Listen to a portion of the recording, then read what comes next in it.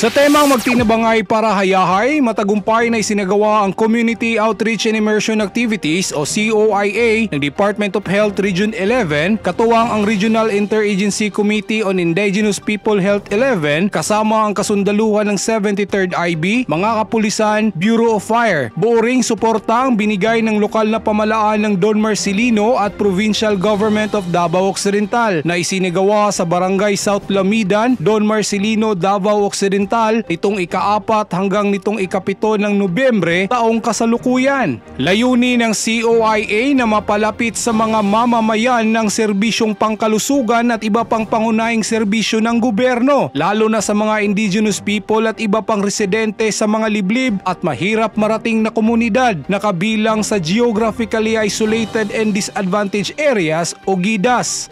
Or Community Outreach Immersion Activity is one of the most important initiatives initiated by the Department of Health, Davao Center for Health Development, no isip usa sa pagtubag, no pagtubag sa hagit sa ginatawag natong health inequity, no health inequity especially among those nga nagapuyo sa atong ginatawag nga mga geographically isolated and disadvantaged areas or mga GIDAS. Kasama sa aktibidad ng mga doktor, dentista, nurses at allied health professional mula sa DOH-11, Southern Philippine Medical Center, Davao Regional Medical Center at National Commission on Indigenous People 11 na nagbigay ng iba't ibang libreng serbisyong medikal tulad ng minor surgical procedure, pedia consultation para sa mga bata, libreng check-up sa mata at pamamahagi ng libreng reading glasses, libreng bunot ng ngipin, libreng check-up para sa mga buntis, assessment at pagbibigay ng customized mobility aids para sa mga person with disabilities o PWDs, pamamahagi ng libreng gamot, free birth registration and update mula sa Philippine Statistic Authority at pagkakaroon ng PhilHealth registration and update ng bawat residente.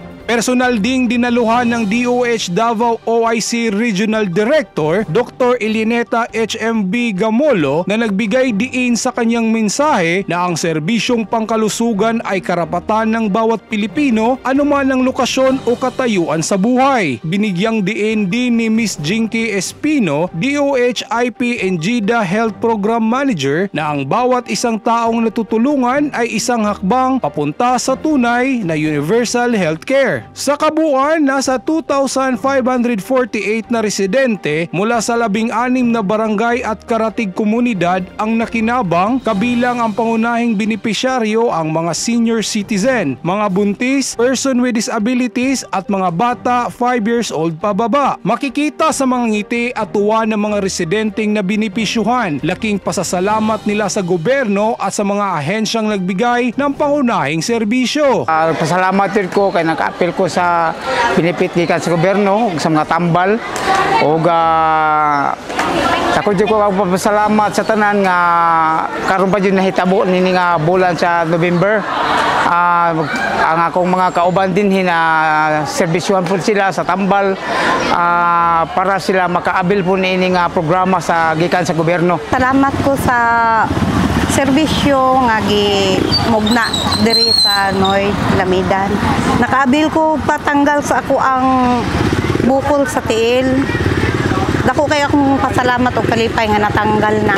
So isip po sa ka-doktor nga under sa atong Municipal Health Office diri sa Don Marcelino, no, na isa ka lugar nga daghan og geographically isolated and disadvantaged areas. Manang dako kayo akong pasalamat, no, sa Department of Health sa pag-initiate ani atong community outreach and immersion activity. O usab dako pod kayong pasalamat namo sa mga partner agencies, no, nga nagtabang para ma-keep safe and successful ning whole activity. Samantala naman ang kasundaluhan ng 73rd IB, buong suporta ang pagbibigay ng logistic and security assistance sa pamamagitan ng hauling and transportation ng mga benepisyaryo mula sa malalayong sitio patungo sa lugar kung saan isinigawa ang programa, security at crowd management upang matiyak ang mapayapa at maayos na daloy ng aktibidad, pagbibigay ng libreng gupit at information na awareness campaign sa pamamagitan ng Army recruitment at pagpapalawak ng kaalaman tungkol sa West Philippine Sea. Dako kayo kong pasalamat sa mga Army nga bisan sa kalayo sa mo ang lugar, Kalian, Barangay Kalian, ikuha mi dito o sila ang nagsundo nakatud sa amo adiri para makaabil sa ilahang serbisyo diri. So matagal na natin ito pinapangarap na mailapit ang mga serbisyo na ito at ngayon ako po ay nagpapasalamat sa ating mga partner agencies at natupad na ito pangarap natin na dalhin ang serbisyo ng gobyerno. Nanatiling matatag ang kasundaluhan ng 73rd RB sa kanyang misyon na itaguyod ang kapayapaan, kaunlaran at kalusugang panlipunan sa mga komunidad, kaagapay ang pamalaan at katuwang ang ahensya at iba pang mga institusyon. Ang kasundaluhan ng 73rd RB ay lubos na sumusuporta sa mga programa ng ating gobyerno na naglalayon na matulungan ang bawat Pilipino. Mula dito sa Barangay South Lamidan, munisipyo ng Don Marcelino, probinsya ng Davao Occidental, Aguila Trooper Johnson Militado para sa Neutralizer News Report.